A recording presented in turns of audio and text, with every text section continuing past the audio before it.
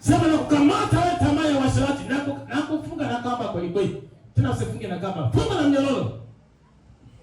Kamata hiyo tamaa. Iambie kwa jina la Yesu. Ninakupiga tamaa ya uasherati.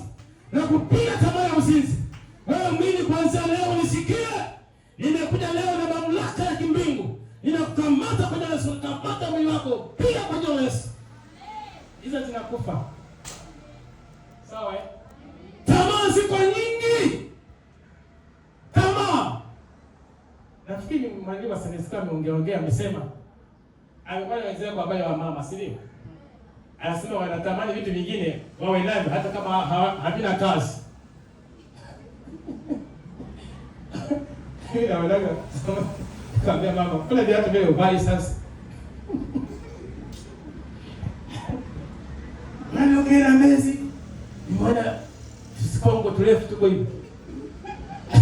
Akishatu tamani. Ameweka mkono. Ameenda manzese. Ile kitambaa kizuri. Amekinunua. Sasa vikifika nyumbani anaanza kula kama sio yeye aliyenunua. Nguo kama mbaya. Hiki hapo kula kama tunanibana wewe. Wewe kujaribu kule. Tamaa. Anasema mtu anaanguka kwa kuzitii tamaa za mwili. Tamaa ikiamka tu unaitii, hii inakupeleka kuanguka. Bwana Yesu asifiwe. Tukatae. Haleluya. Kuna vitu ambavyo unavikataa tu wewe mwenyewe. Yaani havina faida yote. Vikatae. Hata kama utaishi na jirani yako yuko vizuri, anapendeza vizuri, ana gari yake, ana nini, ana vitu vizuri, anasuka vizuri, anafanya nini, amevaa vizuri, si ndio? Ana mavazi mazuri, ana tushati tuzuri, ana tusuti tuzuri. Usiingie tamaa. Kwanza hujui amejipataje. Mama sifiwe. Usiingie huko. Ridhika na kile ulichonacho kwa jina la Yesu. Acha kwa tamaa za ajabu utapotea. Tamaa. Mdada mmoja alikuwa amenishawishi. Miaka ile siku zile wakati anaanza pale viatu pale stand kule. Nishaka toka ushuhuda. Alikuwa kumbe anakuja pale ana uwezo wake.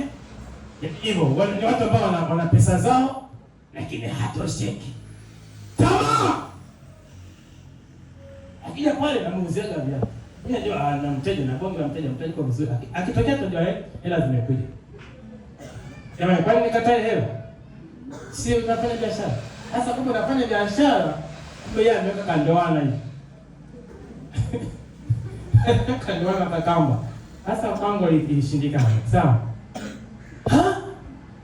Akasema siku moja naomba nisindikize. Sasa kwa sababu hapo sasa mfano, si kama mtu ameshafika pale Mbeya. Kule sana Bikibenge kule mjini. Ground about kwenda chini kule Sokodoa, kwenda Manjewa, kwenda Majengo. Sasa hapo akasema naomba nisindikize huko chini. Hiyo ndio nilifanya. Ndio mama. Nisindikize wapi? Huko chini. Yaani mimi nikusindikize huko chini. Kwanza mimi sikufahamu. Umenielewa? Sikufahamu kabisa. Najua wewe ni mteja wangu. Tujazoeana kwanza. Halafu sasa nikupeleka huko chini. Kufanya nini? Akaona nini nimebadilika. Nikasema wewe, unyambike. Kuna mtu amenielewa. Nikasema unyambike. Umenianza. Nikagoma. Hakulizika. Akaja siku moja. Sasa si kama mama nakumbuka. Alikuja pale, mama mchungaji na yeye yuko pale amefika pale. Nikasema, "Unamfahamu mke wangu?" Na mke wangu huyo. Kuanzia siku hiyo sikumuona tena na mpaka leo sijawahi kumuona. Tamaa za vitu. Anake pale akasema nikusindikize wapi? Sina tamaa na hela. Twende hatuchelewe, hatuchelewe. Sasa tuchelewe twende tu mara moja. Unaanza kwenda kama kondoo kwenda kuchini. Unaenda. Unafika pale na kufungia ndani. Utasemaje? Unasema jamani, wamenifungia. Pika kelele, kwanza wote tunakupigia kelele wewe. Tunamwambia anatubaka huko ndani. Wanakupigia kelele, tunabaka. Utafanya